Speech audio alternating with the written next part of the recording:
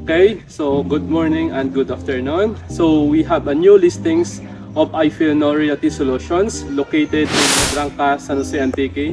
And this is a walking distance from banks, hospital, schools, everything nandito na malapit na. So yung total land area nito is 1,114 square meters enclosed by a fence. At dito tayo ngayon sa property. So tingnan natin yung frontage ng isang property. Tara, ikita natin yung property nito is hanggang dito sa dodo.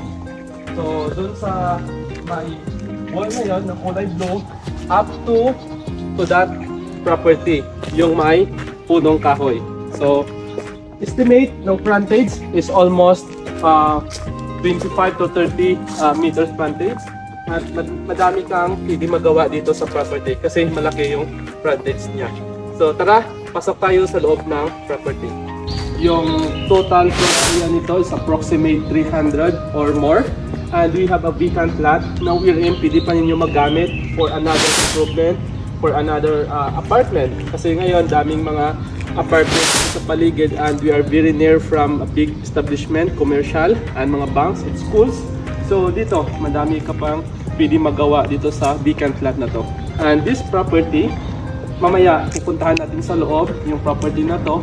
Dito, ikutin muna natin yung loob ng bahay.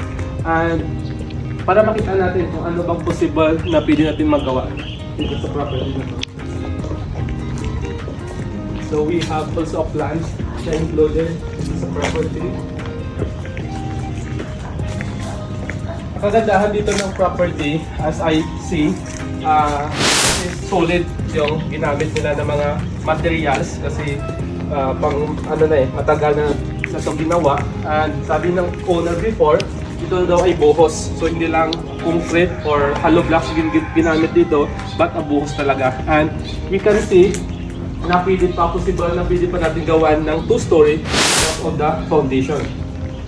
So this property is included. Yung lahat na nakita natin dito, this is a fence na pwede natin, may fence na yung property natin. So kunting ano lang, improvement or para malinisan natin yung property. So before, ito yung basic kitchen nila ng owner. Tara, tingnan natin dito sa likod ng property. Yung property naman, we have a vacant lot na pwede nyo pathwalk or backyard na taniman ng mga garden o landscape natin. So, malawak pa to, isang lupa or approximate 2 meters wide.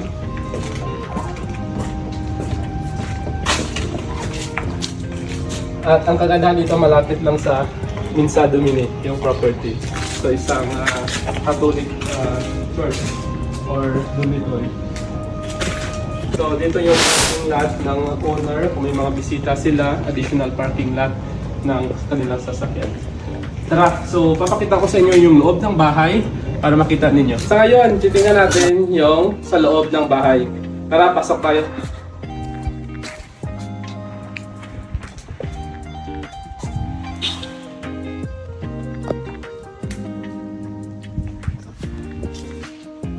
So ito yung living area ng owner. At dito natin makikita yung dining. Dati kasi dito mayroong black na nilagyan nila, pero kinuwaan nila. And dito yung kitchen nila. So tingnan natin sa loob.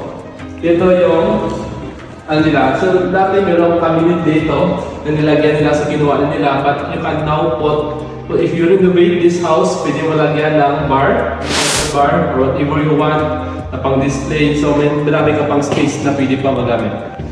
At dito, bedroom.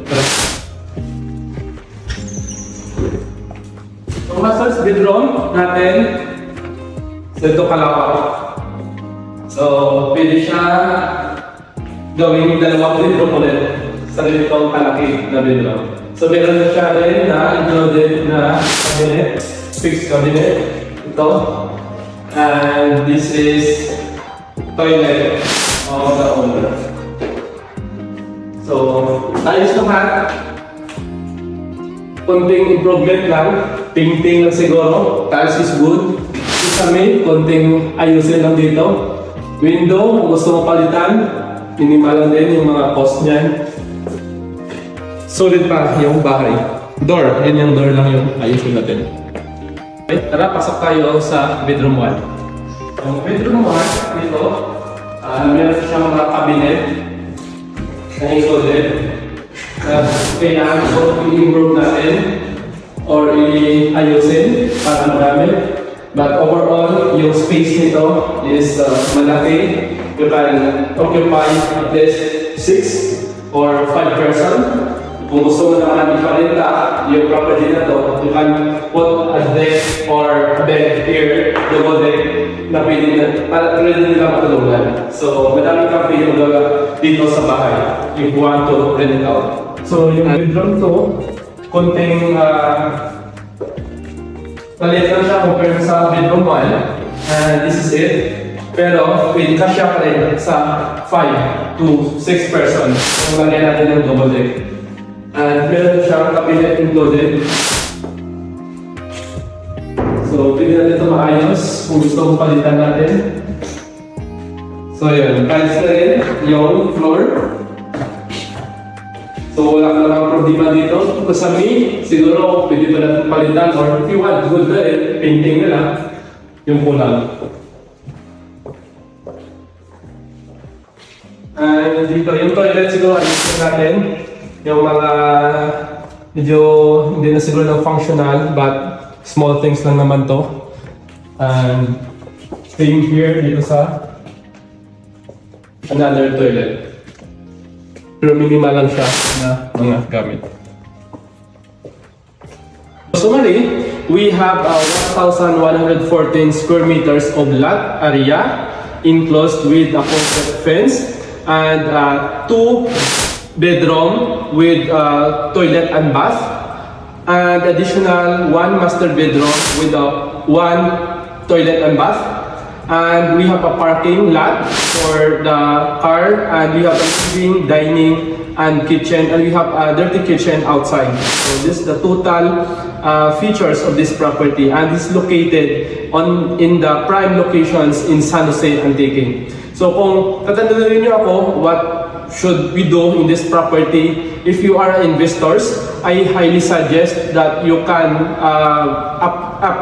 upgrade or increase these evaluations through improvement. So this property, this house, you can make a fourplex of property and pwede mo siya ibenta. And we can improve it up to 2-story. So yun ang mga pwede mo, you can earn from this property if you want to purchase. And gusto mo naman i-improve yung bahay, we have things that you can consider. Siguro yung mga kisame lang, paintings, and mga cabinet. So a small thing na you consider para magamit mo na yung bahay. But overall, the foundations and the divisions is good and quality naman. So yan, so wala kang lugi dito if you want to invest this property. So comment down below on our page or contact us if you want to know about these informations or if you want to go for site viewing. So we are happy to serve you. Thank you and bye-bye.